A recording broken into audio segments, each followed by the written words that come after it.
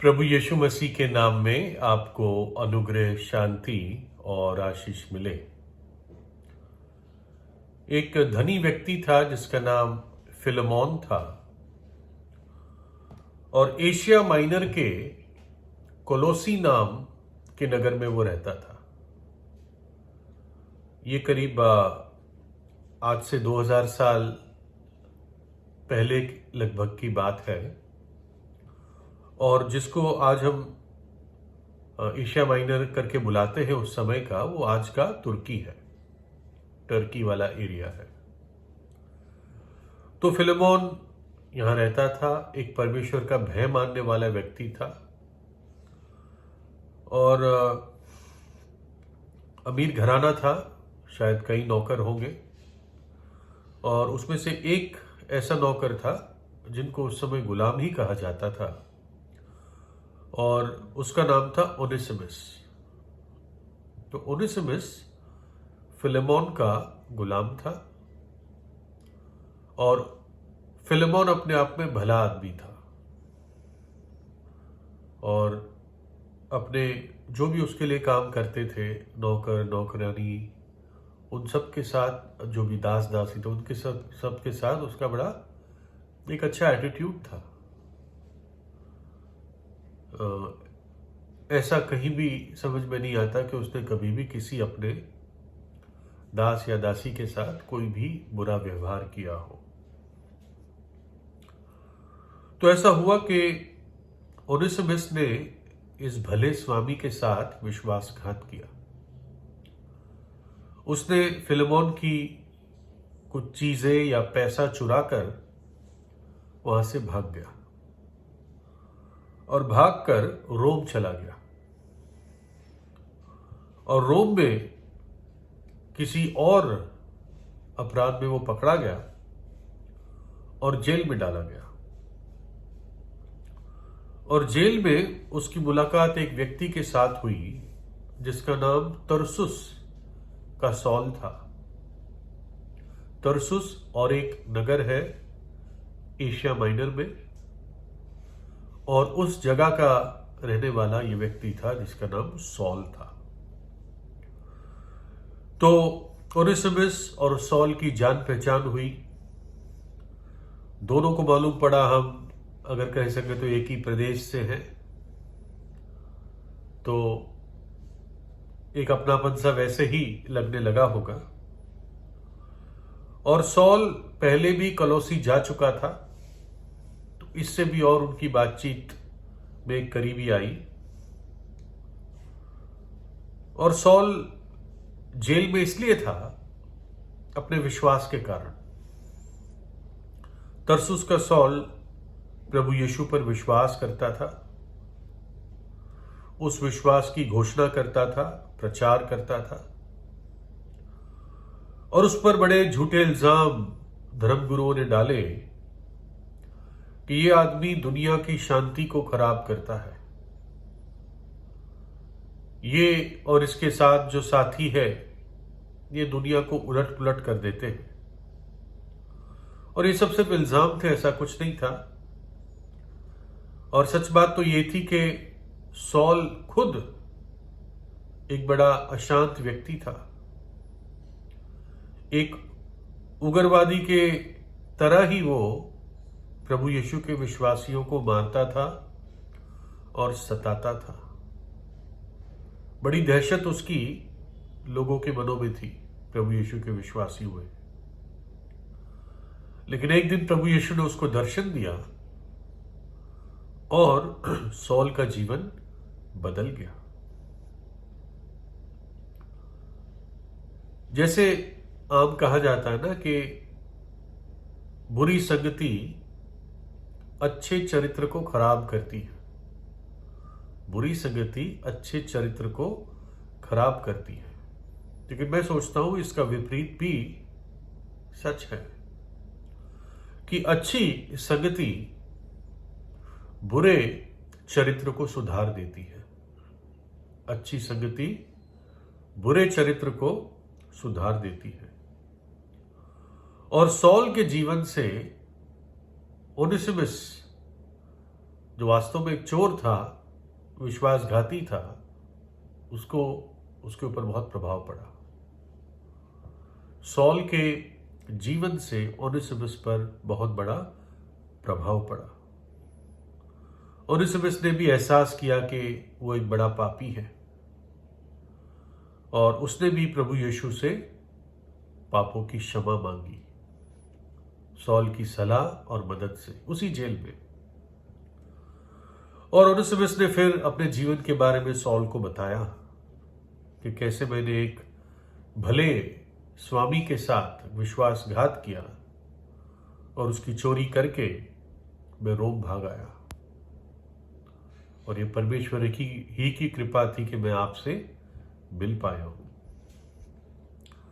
तो सॉल ने उसे कहा, देख तूने प्रभु यीशु से, मतलब इसी प्रकार की कॉन्वर्सेशन हुई होगी जिससे पता चलता है कि कैसे घटनाएं जो लिखी है वो कैसे एक के बाद एक होती रही।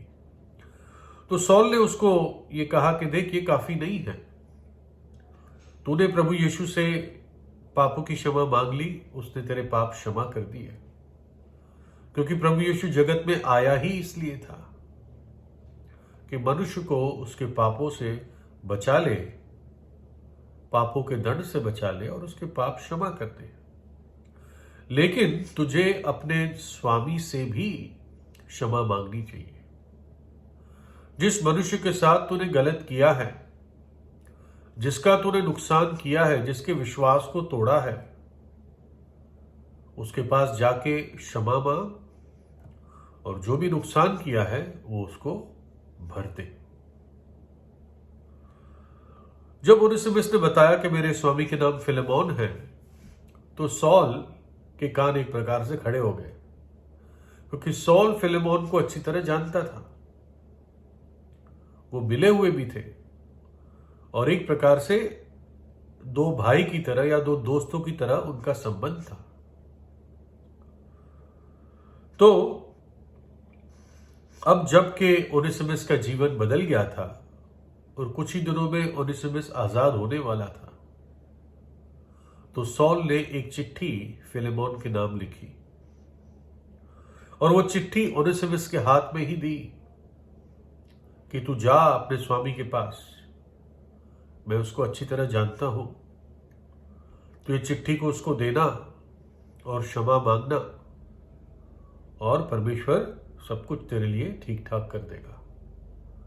दोबारा ऐसे भले स्वामी के साथ विश्वासघात कभी ना करना, अब प्रभु के भय में अपना बाकी जीवन बिताना।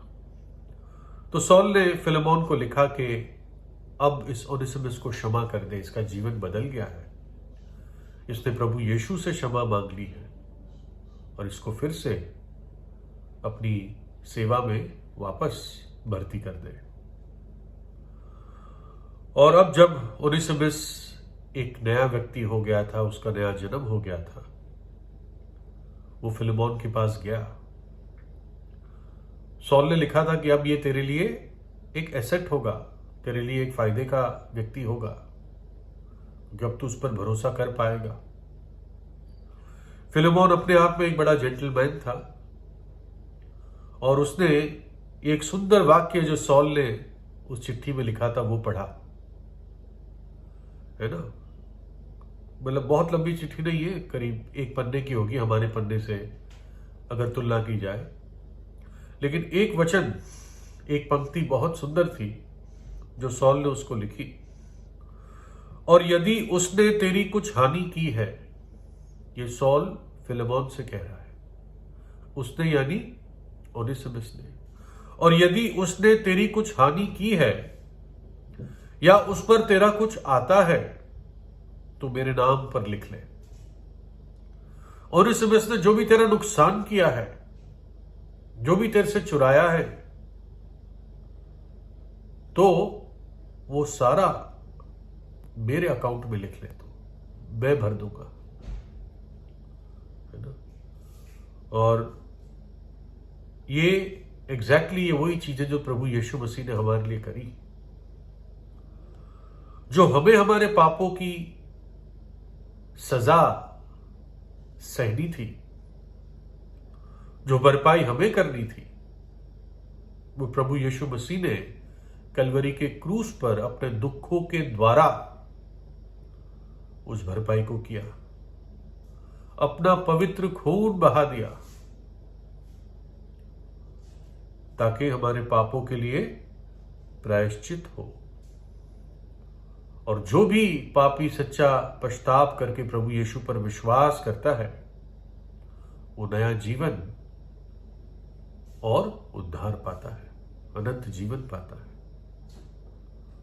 तो जैसे सॉल ने एक प्रकार से ओनेसिमस की